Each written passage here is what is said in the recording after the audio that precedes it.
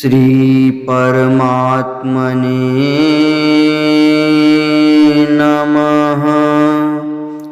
हरये नमः।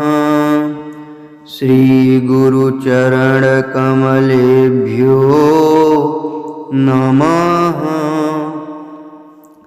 श्रीमद्भगवद गीता अथ द्वितीयोऽध्यायः। श्लोक 30।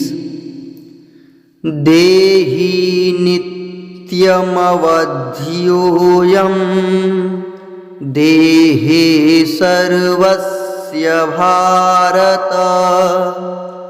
तस्मात् सर्वाणि भूतानि न त्वं शोचितुमर्हसि। देहि नित्यमवध्योऽयं देहे सर्वस्य भारत।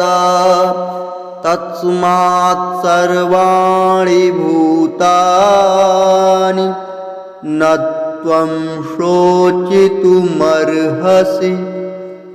अर्थ: हे अर्जुन, यह आत्मा सबके शरीरों में सदा ही अवध्य है। इस कारण संपूर्ण प्राणियों के लिए तू शोक करने के योग्य नहीं है।